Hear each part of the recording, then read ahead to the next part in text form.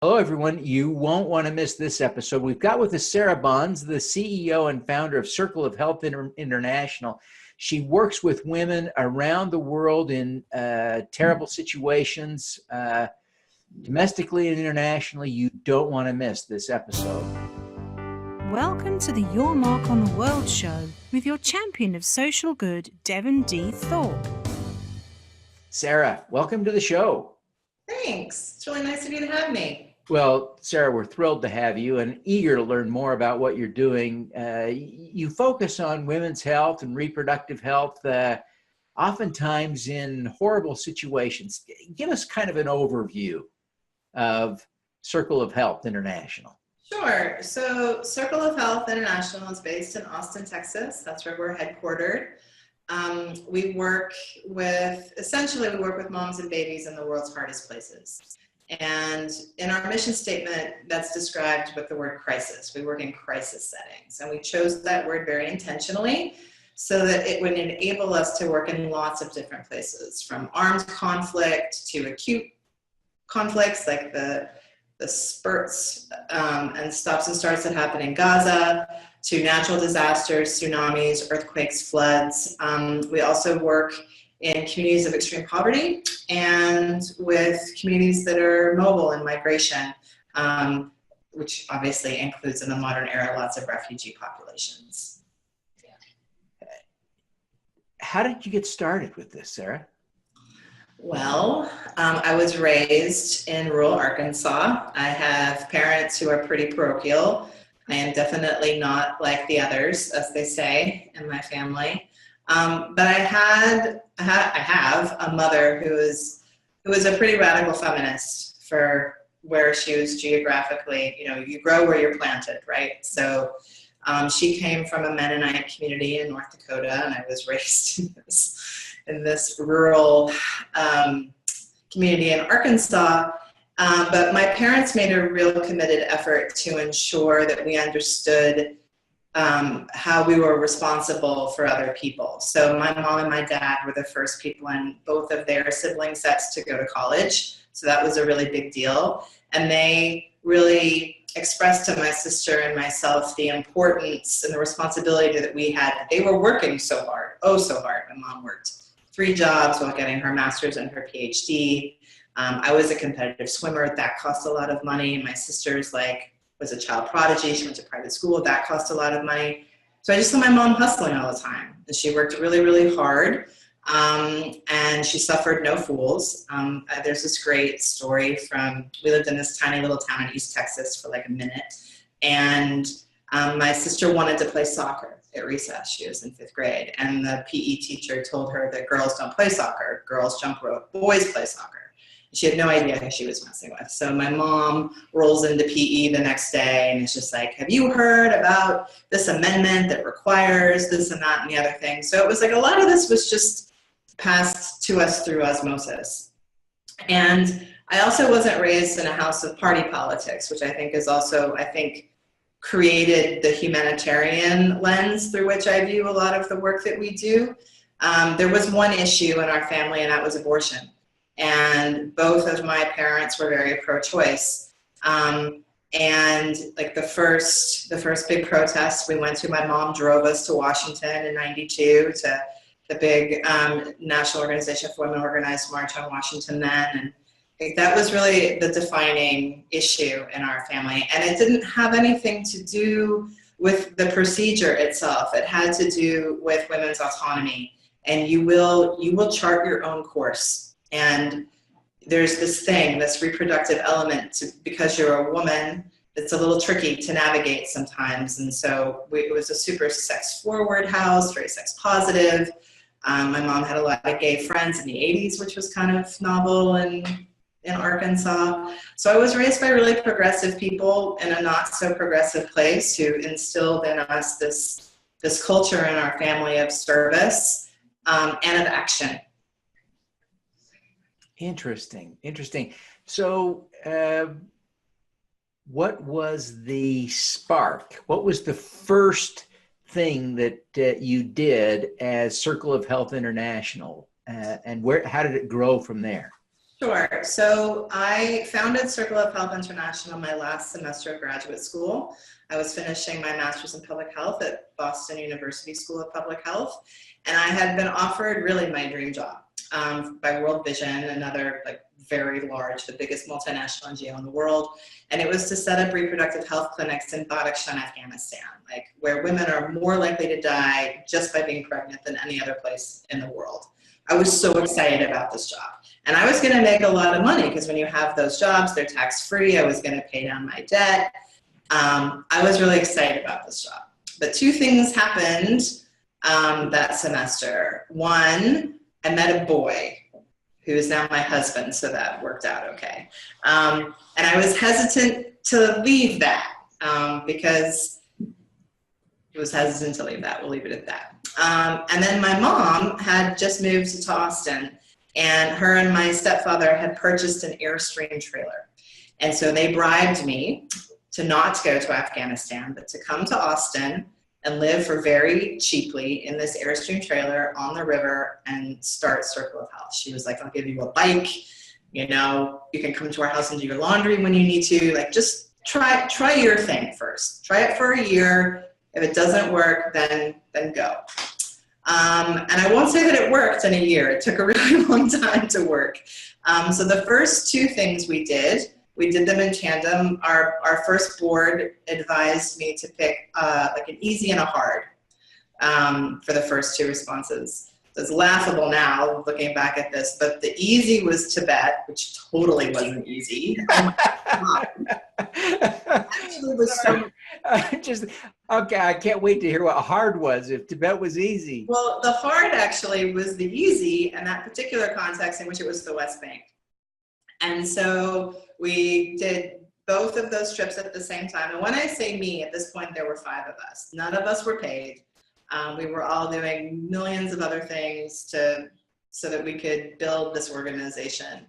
And so 2 of us went to the region, and we spent, I think, 6 or 8 weeks in the West Bank doing an initial assessment. It was when the wall was just being built. And so there were some villages there that wanted to understand what sort of emergency preparedness they needed to have in place clinically for women and babies who might need emergency care and not be able to get beyond the barriers. So we helped to determine what they would need. And then in Tibet, we had been invited by a local Tibetan organization that did a lot of economic empowerment work. They're a poverty alleviation group. But as we know, that you can't really address poverty without addressing women's health. And so they wanted us to come and to design a program training Tibetan midwives. And so then we spent 10 weeks in Tibet, which was insanely hard on so many levels. But then the first grant that we ever got was in response to those 2 assessments. We got a grant from a small foundation in Colorado to do a 2-year training in Tibet. And it was just exquisite. Like Tibet at that point in time was still Tibet. It was starting to feel like China, but not like it is now. And we had access, I mean, limited, but we had access to just extraordinary parts of the region. I saw the worst poverty that to date I've ever seen. I don't know that I was really prepared for that. But you know, our computer got hacked, like we left it in the room one night, and when we came back, someone had clearly been in our room and copied the data on it. We had a government guard with us everywhere that we went, when he was like pretty fun, so, you know, to us.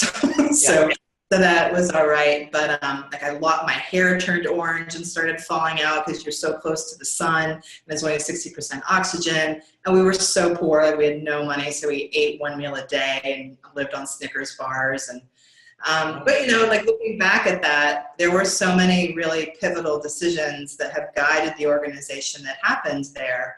Like, for example, the founder of the Tibetan organization that we were with had this real sort of come to Jesus conversation with me early on, because in my naivety, I didn't really understand the complexity and the dangers that Tibetan people faced every day. Like, it was very intellectual. And he sat me down one day and said, look, like, you are smart and committed and you are going to do great things, but you have to make it, and you get to make a decision. Your organization can be a human rights organization, or it can be a humanitarian organization. But if you want to work in places like Tibet, you can't be a rights-based organization. They'll let you in all day as a humanitarian, but you're walking this line right now where your language is a little too incendiary from a rights perspective. And so we made a decision at that point to be a humanitarian organization. And while I am a strong, proud, card-carrying feminist, up until the election of 2016, I'm not sure that the organization's culture outwardly was that. We worked with everybody. We worked with conservative, anti-choice, anti-gay nuns on the Texas Valley. We worked with radical queer activists in Nepal. Like, we got to work with everybody. But then the election changed our stance on some things. We're going to come back to that, but I want to ask you first how you made that transition from all volunteer organization to one that was grant and donor funded. That's a big shift. Eventually you started drawing some compensation, I'm sure, as did others, and there's a team now. How did you make that transition? There are hundreds, thousands of tiny little nonprofits out there operating on an $8,000 a year budget or a $12,000 a year budget, and they just don't know how to get from where they are to where you are, but you've trod that path. What's the secret?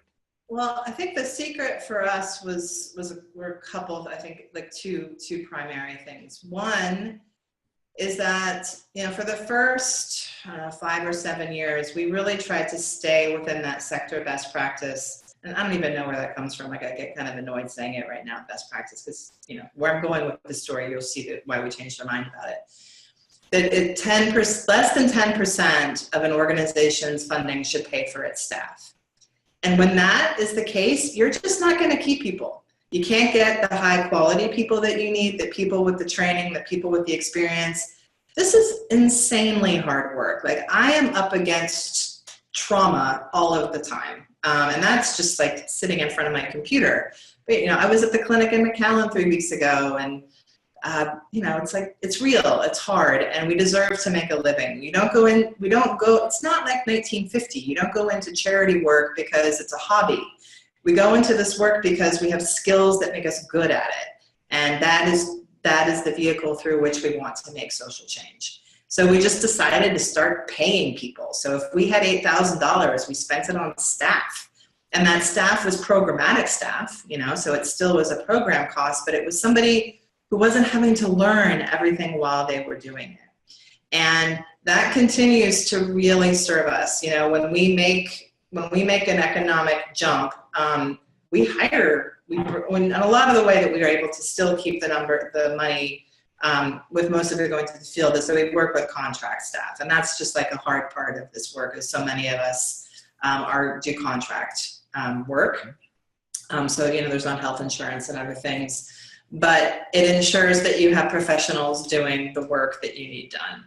So that was the first thing. And there's a really great book about this called Charity Case that I encourage people to read. It really gave me the verbiage I needed to bring my board on board with this, that if we continue to run nonprofits differently than businesses are run, we will continue to be unsustainable. But if we can convince our donors through like really strong programming and transparency that, the funds that they give us are not supporting our Coke habits, like it's going to fund hospitals in Aleppo and do tremendous things. And here's all the information that you can see to prove that we're doing that. But what we also need to do is pay people a living wage, because that's something we believe in also.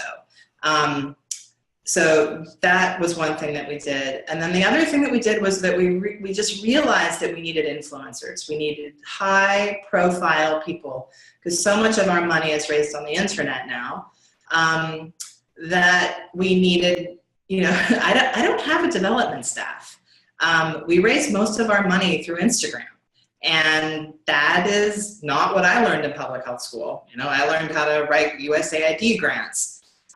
So we've had to shift in that regard and learn about that, and then recognize that this is the new world that we live in, and these people can really help us. And so it's a very symbiotic kind of relationship.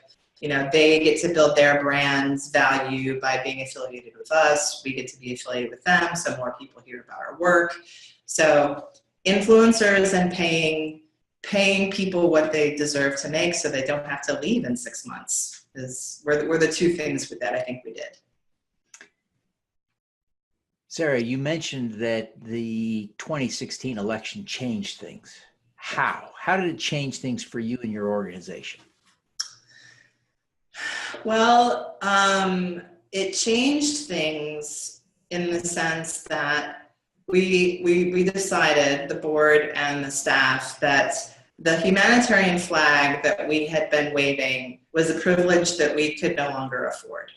That it separated us in a very significant way, because in 2016 we were a mostly white woman-led organization. We aren't anymore, which is also something we're moving towards. But that white women played a real role in electing him. White women between the ages of 40 and 55 were the electorate that didn't show up the way that we needed to. And so as an institution, we decided that we aren't gonna, we didn't drop the humanitarian flag. There was no mic drop in the picking up of the rights flag, but that we wouldn't be shy anymore about the way that we feel about a woman's right to choose, or about protecting the LGBTQI community. That is now infused in the work that we do. And we're actually pretty good at being subtle about that work, so that sometimes people don't even realize it's happening, but we're doing it. And so we were getting a lot of inquiries from our donors, who are mostly upper middle class white women with master's degrees who also have small children. That's the demographic of the individual donor that we have. And we were hearing a lot from them. They were calling after the election and they were like, look, I'm still gonna write you a check, but I need to do more, and you're a trusted source for me, so tell me what I need to be doing. But I really also only have 30 minutes every week. Yeah. And it needs to be when something I can do in the carpool lane, or while I'm waiting at karate, or when I'm on the commuter train or something, right? Right. So we had a lot of focus groups with white women and some white men in different places where we raise money. And what we came up with is a monthly subscription activism service. So you know how people now get makeup and yoga mats and whatever delivered to their house every month. So now we have an activism service that comes delivered to your door every month. You use it when it works for you. And inside is a call to action guide that says 5 vetted things that you can do.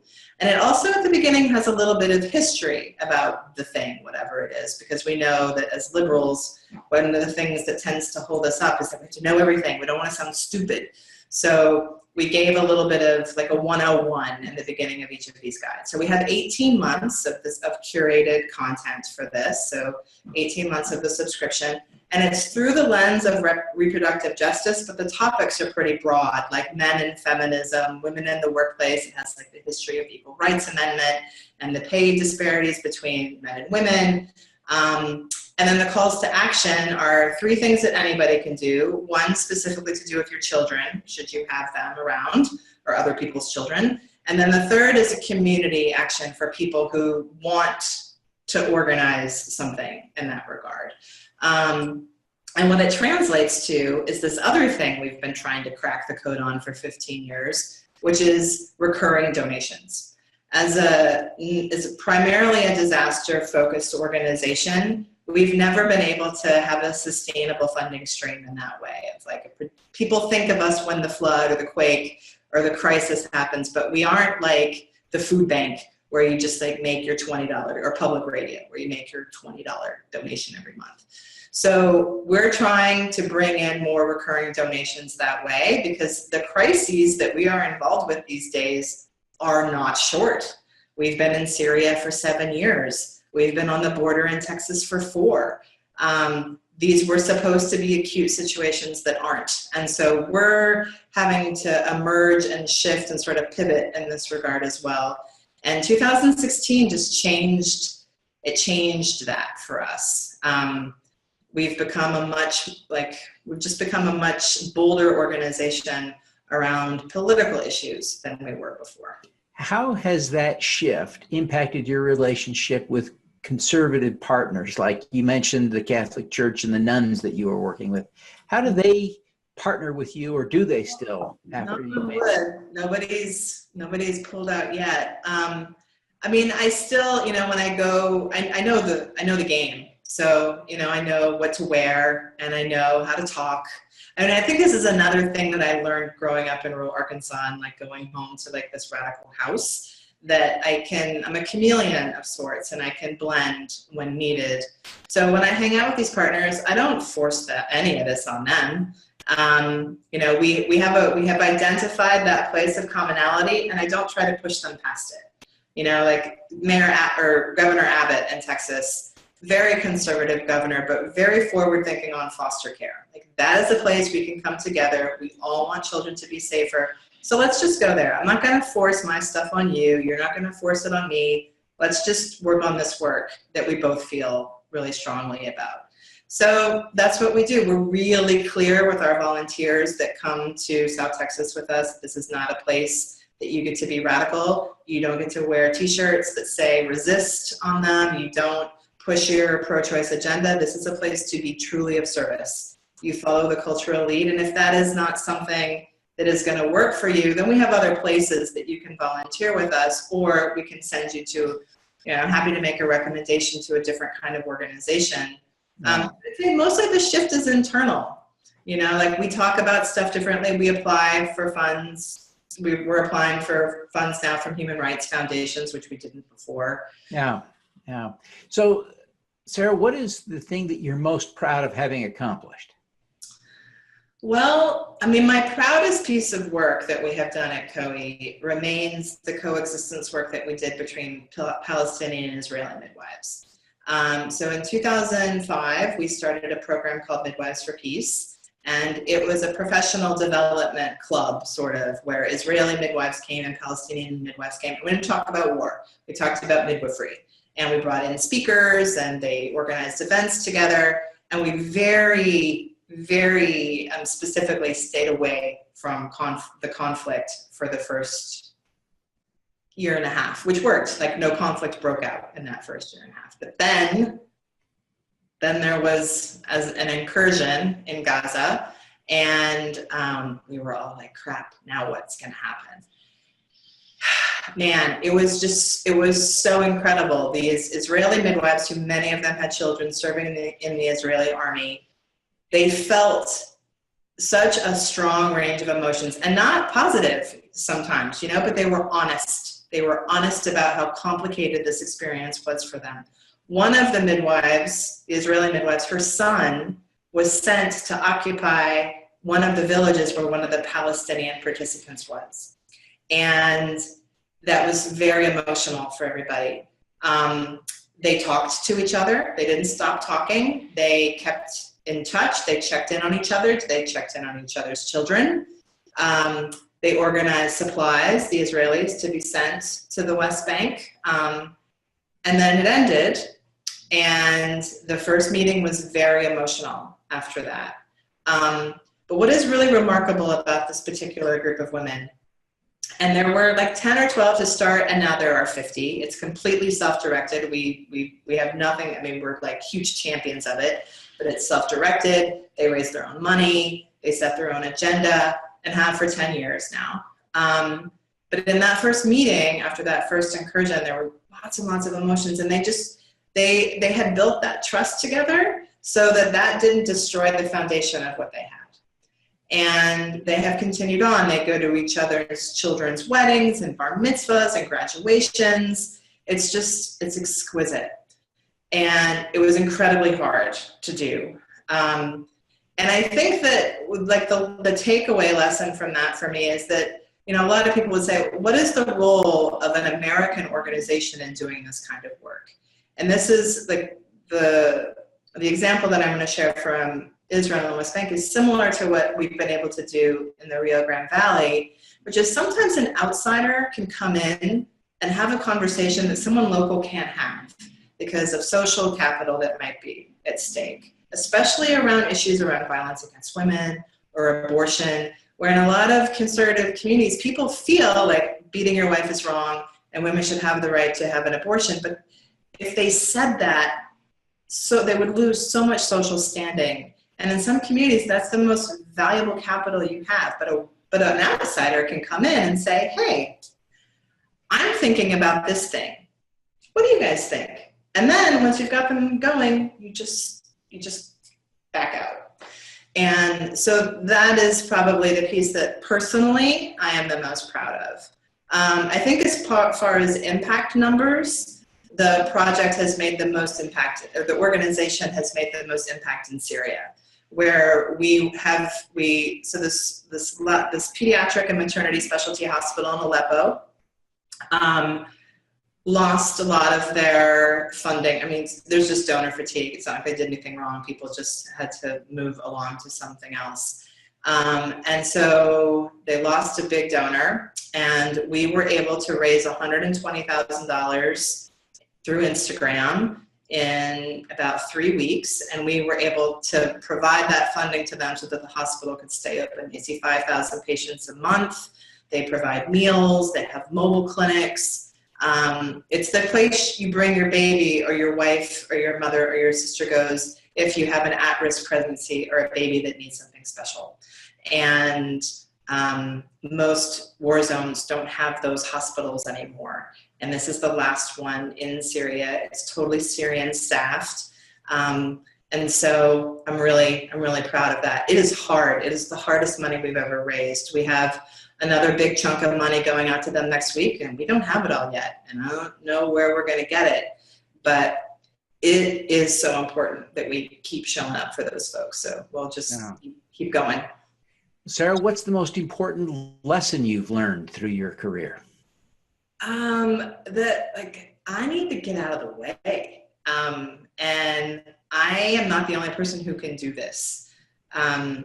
In Tibet back a long time ago, one of the first things that happened to me as a founder and a director was I was in one of the first community health cluster meetings that, it's the community of people who are organizing around a particular issue in a particular crisis. You have like the child safety cluster or the housing cluster. So this was the maternal health cluster. And they meet like a first Monday of the month or something. So go in, I'm really nervous, and there's, Tibet's super tiny. There's only 8 NGOs because they're super careful about who they let in. So, and these people know each other well. They have been the only people doing this work in this place for a long time. So there's a lot of territorial stuff. So I come in, and one of the other women in the group says to me, "How old are you?" And I said, 30. And she said, why do you think you know how to do this? Like, why do you think this is an appropriate thing for you to do? And I was like, well, because I'm trained in midwifery and I have a public health degree and I feel really strong. It's very, as people of that, you are at that age, like idealistic and ready to just come in guns blazing, right? But what I very quickly realized was that she was the ally I needed in this, and I didn't have her. So I had to win her, and I was able to do that. And so I think that the thing that one of the many things that I learned from that is that I'm not the first person doing this. I'm not the smartest person doing this. I'm just a person who saw a thing that needed to be done, and I'm doing it to the best of my ability. And that I need to delegate and ask for help and not take responsibility for all of it all of the time. That, I think, as a leader, continues to be a tough one for me. Sera, what is your superpower? My superpower is sleep. That is a good superpower. My sister told me that a couple weeks ago. We were together, and she's like, if there were a sleeping Olympics, you would win. I'm a really champion sleeper. Oh, that's great. Well, Sera, thanks so much for taking the time to be with us today. Before you go, and I know you're busy, take just 1 minute and tell people how they can learn more about Circle of Health International and how they can connect with you on social media. Sure. Thanks for letting me do that. So, you can give us a Google, Circle of Health International. We'll send you to the website. Our Twitter handle is COHINTL, like the abbreviation for Circle of Health International. Our Instagram handle is Circle of Health. And you'll find us on Facebook as well. The website is COHINTL.org. There you have it. Fantastic. Well, Sera, thank you very much for being with us today. We wish you every success in helping women around the world who so desperately need it. Thank you. I appreciate that. All righty. Let's do some good. Thank you for listening. Devin Thorpe's mission is to end extreme poverty, improve global health, and mitigate climate change before 2045 by finding and sharing the stories of those who are doing the most good. You can join with other listeners to accelerate Devin's mission by visiting helpdevin.org right now.